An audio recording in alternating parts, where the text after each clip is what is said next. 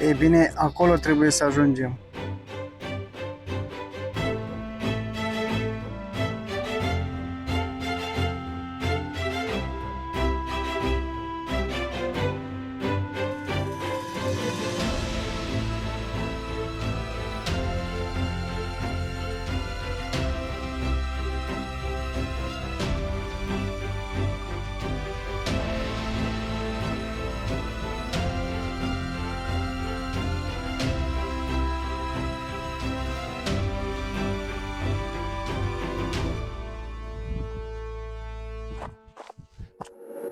Bună dimineața, bună ziua sau bună seara! Depinde când te uiți la acest video.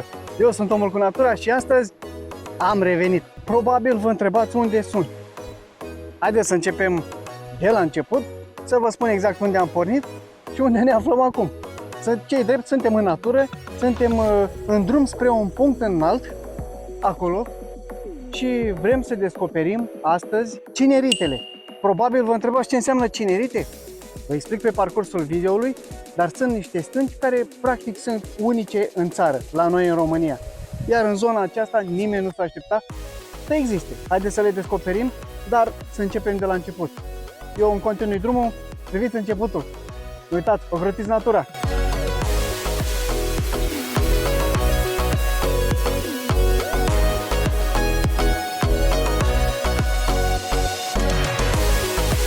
Momentan suntem pe șoseaua de centură a Bacăului și vom merge într-un sat numit Cleja, satul Cleja sau comuna Cleja, unde vom vedea niște lucrări ale naturii. Vom merge într-o zonă unde nimeni nu avea vreo bănuială sau vreo idee că acolo pot fi roci vulcanice. Haideți să vedem povestea acestor roci, să vedem cum se numesc, să vedem de ce au apărut ele acolo și să admirăm natura și peisajul ce ne le oferă natura. Ce nu știți e că suntem în zona traseului celor 7 capele. Una dintre acestea vi le-am prezentat într-un video aici pe canal, dar despre toate 7 capele vom vorbi într-un alt video. Am plecat din Bacău spre Cleja, pe E85. Nu ați auzit de Cleja? Păi e o localitate faină, cu o natură bogată, dar și cu o istorie interesantă. Ce este important este că această comună are oameni frumoși, primitori și foarte prietenoși, cum au multe comune din zona aceasta a Moldovei. Ei bine, de la acești oameni frumoși și prietenoși și primitori, știu de această frumoasă lucrare a naturii și le mulțumesc. Am parcat mașina la baza dealului și am luat-o la pas. Țin să vă anunț că azi am fost singur, fără cameramanul meu de încredere, așa că treceți cu vederea micile greșeli.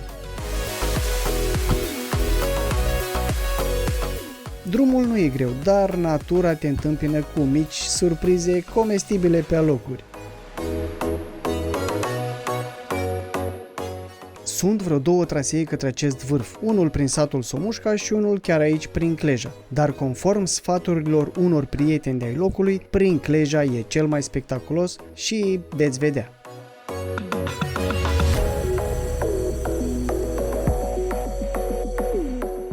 De cum urci realizez că spiritualitatea aici are un loc important pentru comunitate. Ei bine, acolo trebuie să ajungem, în vârful acela.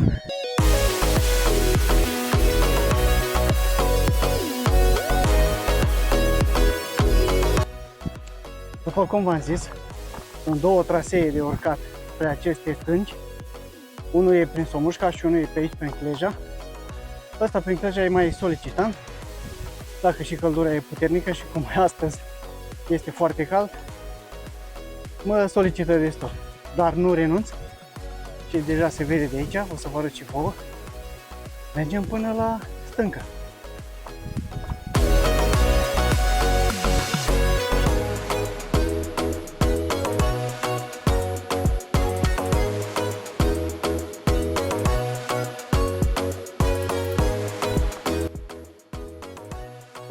Ei bine, am ajuns, cred că la jumatea drumului. Oricum nu e mult de mers, iar trebuie probabil să urcăm această cărare și să ajungem acolo sus. După cum vedeți, avem un urcuș destul de dificil, dar nu ne dăm înapoi. E cu zoom-ul cât să se vadă, se mai văd niște cruci acolo jos. Deci vedeți, e undeva mai jos niște 5 cruci. Haideți că ajungem și acolo să vedem ce e acolo.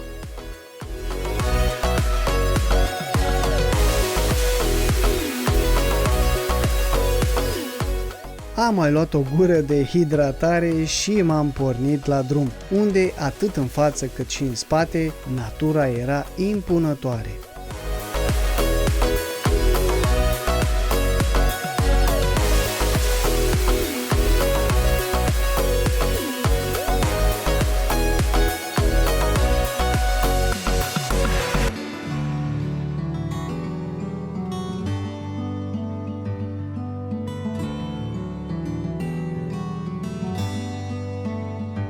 Pe cât de mult am vrut să ajung rapid sus, pe atât de multe ori m-am oprit să admir peisajele. Într-adevăr, acest traseu e spectaculos.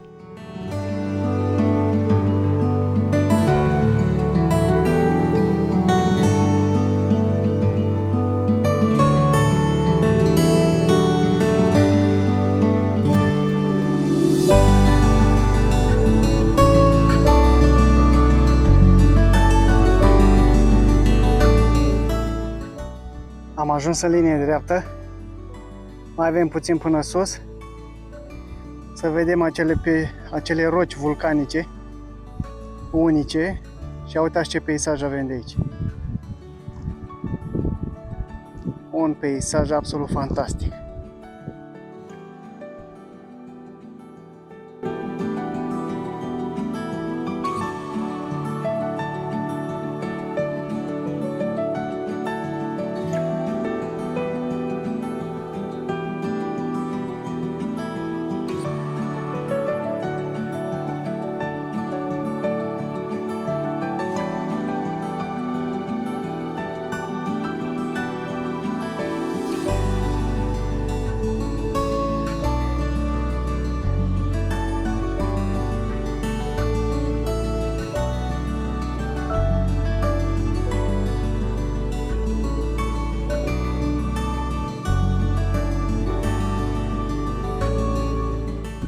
Am ajuns la un prim popas, nu știu dacă mă văd bine în cameră, v-am zis astăzi nu am cameraman, ci mă descurc cum pot.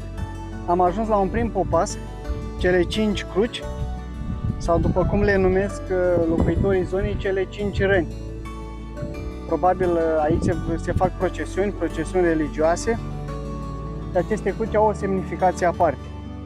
Peisajul de aici e mirific. Se vede pe cameră, dar să știți că în realitate se vede superb, absolut superb. Păduri, pășuni, cât vezi cu ochii. Mai avem puțin, foarte puțin mai avem până sus. Haideți să continuăm drumul. Haideți să ne bucurăm de acele roci vulcanice de care tot am zis.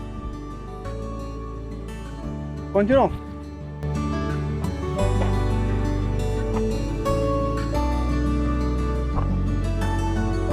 Și am ajuns.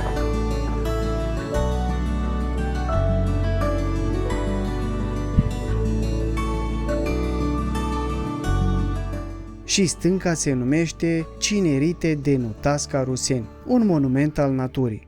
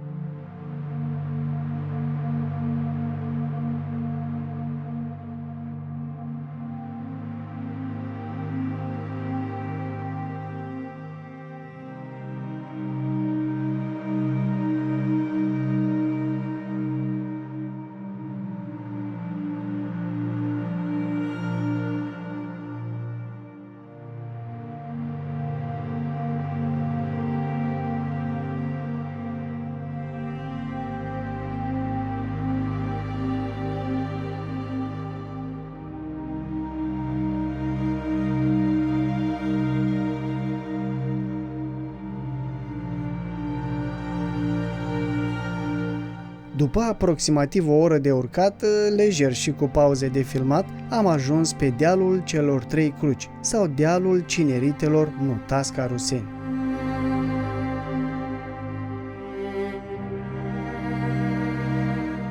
Acesta e dealul celor 3 cruci, sau vârful celor 3 cruci, și acesta e dealul Cineritelor. Stâncile care sunt unice la noi în România, sunt unice aici, în zona Moldovei, numai la Cleja le găsiți. De-abia am ajuns, încep să iau câteva cadre cu aceste stânci, să vi le arăt și vouă, să vedeți că au niște forme foarte ciudate, sunt ca niște trovanți, parcă au fost, probabil sunt măcinate de timp, de vreme, de condițiile atmosferice, dar le-au dat niște forme foarte ciudate și foarte interesante. Și traseul nu e extraordinar de greu, poate e puțin dificil în ultima parte, dar e o parte foarte scurtă, deci oricine, eu zic că oricine poate să ajungă aici. Se merită să vii aici, se merită să faci febră musculară ca să ajungi aici, pentru că peisajul aici e practic la 360 de grade, 300 de grade să o luăm așa, e un peisaj extraordinar, e foarte frumos, mai ales acum vara, cum am venit eu, totul e verde, numai copaci, păduri de braz, de fag, de carpen, ce se mai vede, stejar, atâta cât cunosc eu, se vede și o stână undeva între dealuri.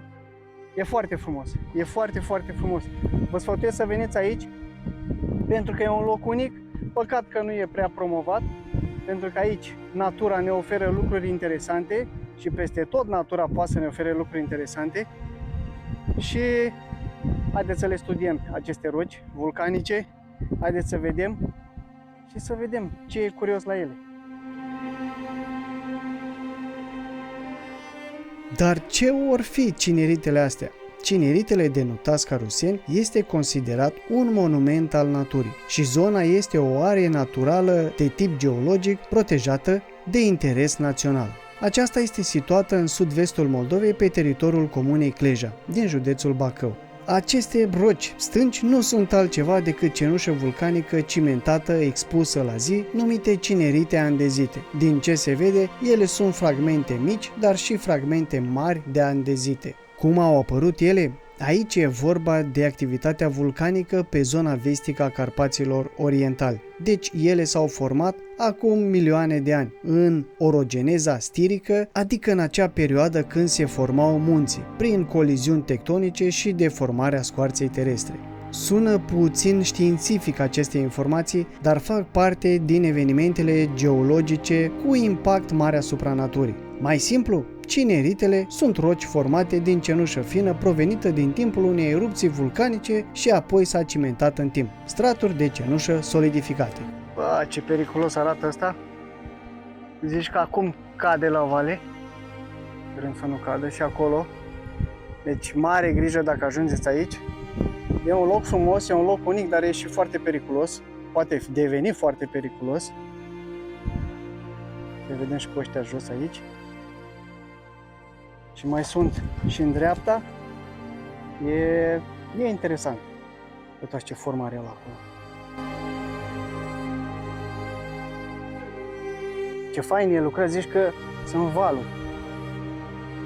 Unde se găsesc aceste cinerite? Ei bine, la noi în țară sunt unice, deci numai la Cleja le găsiți pe dealul celor 3 cruci. Dar pe glob ele mai sunt acolo unde au fost sau sunt vulcani, în zona Vezuviului, în Italia, în Parcul Național Yellowstone din Statele Unite ale Americii, în Islanda, unde activitatea vulcanică e frecventă, sau alte regiuni vulcanice din America de Sud, cum ar fi Chile.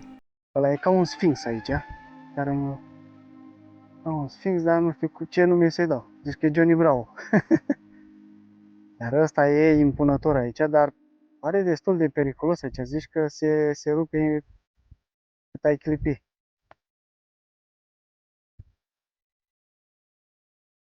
Sincer, dacă ar fi după părerea mea,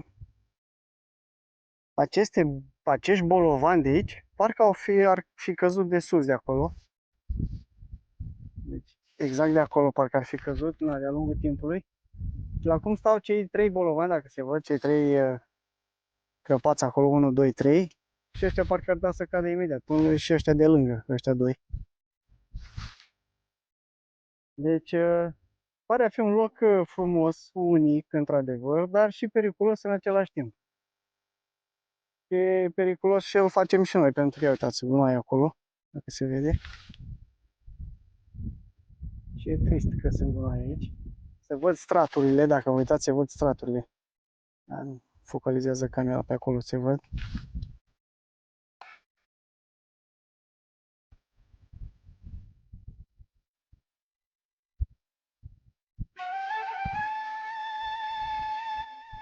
Ăsta aici se tot macină, după cum se vede. Se mărunțește bucată cu bucată.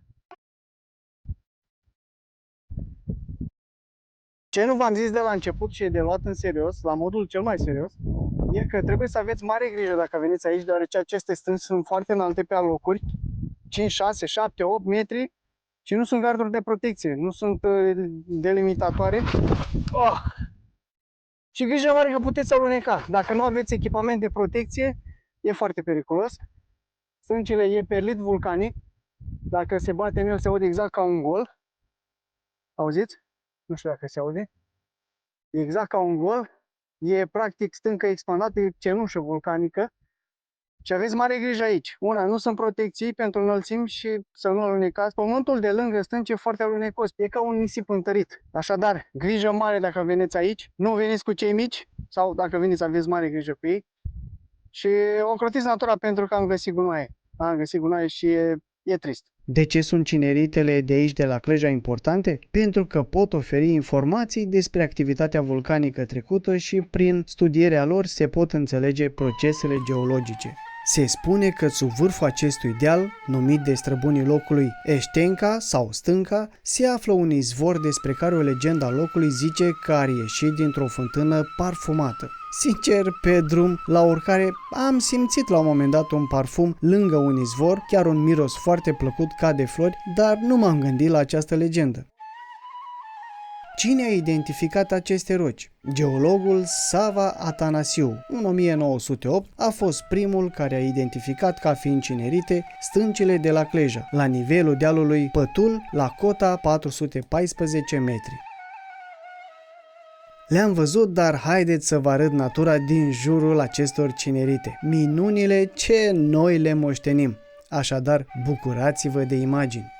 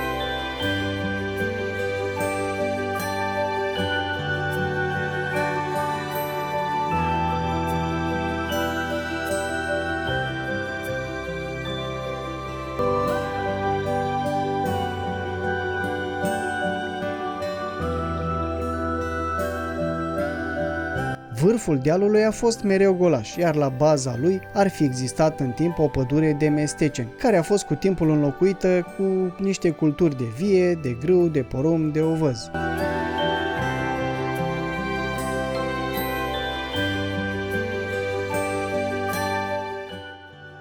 Acestea sunt cineritele de la Cleja, din județul Bacău. Un loc unic, un loc frumos, asta ne oferă natura, asta lucrează natura pentru noi.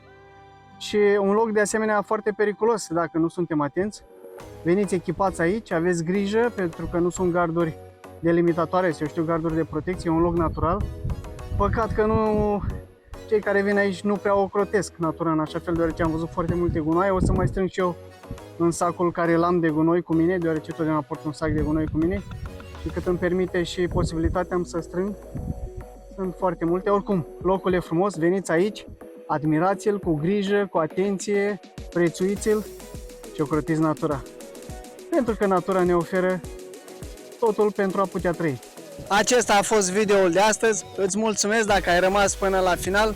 Ne vedem la videoul următor și nu uita, lasă un like dacă ți-a plăcut, distribuie ca să vadă și alții și bucură-te de natură. Nu uita, ocrotiți natura ca și ea să ne ofere și să ne ocrotească. Știți voi, în felul ei.